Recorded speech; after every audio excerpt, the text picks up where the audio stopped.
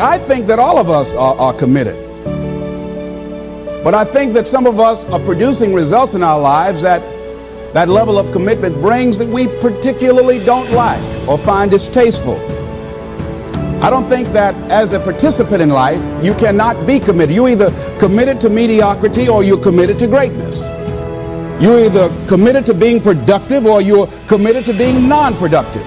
You're committed to being happy or you're committed to being unhappy. See, whatever you're doing, however you spend your time, that tells you who you are. So think about what it is you like to create in your life experience.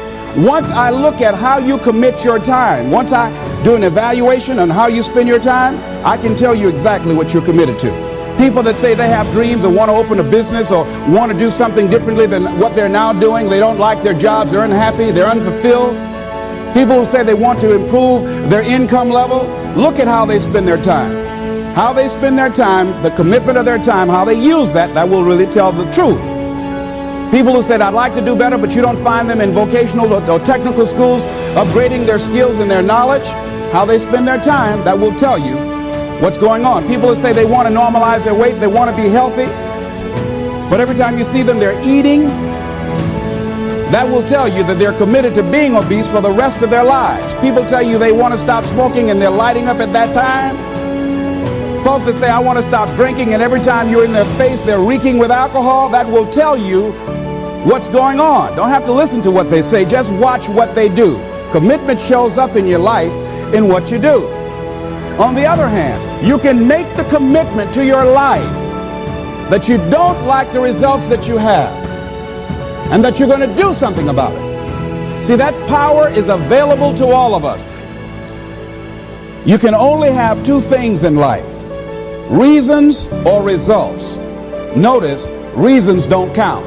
Folks will always point out reasons on why they're not living their dream, on why they're not manifesting their greatness. They will always be able to point those things out, but none of those things count.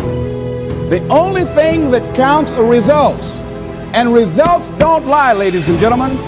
They tell it all. Judge a tree by the fruit that it bears, not the ones that it might talk about, not the ones that it might wish for or think about or affirm about, but the fruit that it actually bears.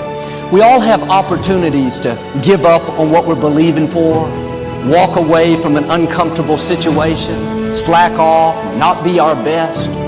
But if you're going to reach your highest potential, you have to stay committed. You can't be moved by what's not working out, give up on a child because he's not doing what he should, slack off at work because you're not being treated right. You have to have a made-up mind that you are in it for the long haul. It may be difficult.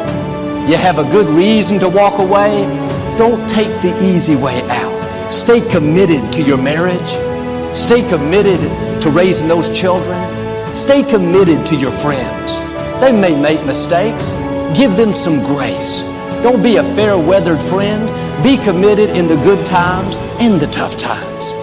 Stay committed to your dreams. Keeping the commitments that you have might mean taking a stand that's unpopular. Something was said one time, when you take a position, says cowardice asks the question, is it safe? Politics asks the question, is it popular? But conscience or commitment asks the question, is it right? And see, most people rather operate from the first two. Is it safe for me to take this position? I remember when I was a state legislator, I saw guys and women who believed in legislation very strongly, but because the Speaker of the House said, we won't go with that, they backed down. And they felt bad about it. They wouldn't take the position because they didn't want the Speaker of the House to be angry at them. They wanted to be all right with all of the rest of our colleagues. See, it takes a great deal of strong courage and commitment on your part to step out a line.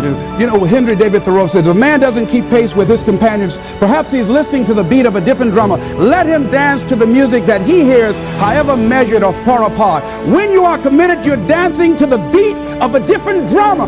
Don't expect people to understand you. Don't expect it to make sense to anybody why you've got to do this. Why you have got to go? Why you leave? This is a good job. I'm going. They pay you well. I'm going. You just a few years for retirement. I'm going. Why? I don't understand. You don't have to. Commitment. It means taking a stand. Taking a stand for you. It means delivering. It means coming through. What if you don't keep your commitment, Les? What if you give it everything you have and you come up short? Or if you don't give it everything you have? What if you get weak along the way and you throw in a towel on yourself? You surrender to your emotions. What then? A lot of people become discouraged. They become frustrated and they say, oh, what the heck? And they go back to doing what they were doing before, saying it doesn't work. Here's what I suggest. Number one, that does happen. So take total responsibility for it. Just own it. Don't make any excuses on why you gave in or why you didn't come through. Just own it. And face the flak, whatever it is. Stand up inside yourself. Next thing is, assess the situation. How did you get here? What happened that you broke down, that you had a breakdown and you surrendered? What happened? What was going on? Don't give up on the promises God put in your heart. It may be taking longer than you thought, but God is still on the throne.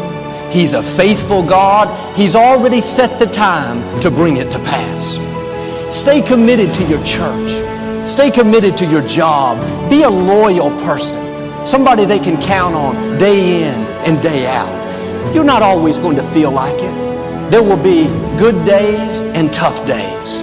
Times when it's exciting, times when you feel like giving up. That's when you have to dig your heels in and say, I'm going to do the right thing when it's hard. I'm committed to this marriage. I'm going to love you even though you don't deserve it. I'm committed to this job. I'm going to be my best even though my supervisor isn't treating me right. I'm committed to my dreams. I'm not going to give up because I don't see anything happening. I'm going to keep believing, expecting, thanking God. I know it's on the way. God rewards consistent, faithful, committed people. But too many people are wishy-washy. They'll love you as long as you perform perfectly. Not they're out of there. They'll be their best if you keep them encouraged, keep them propped up. They'll pursue a dream as long as they're getting good breaks.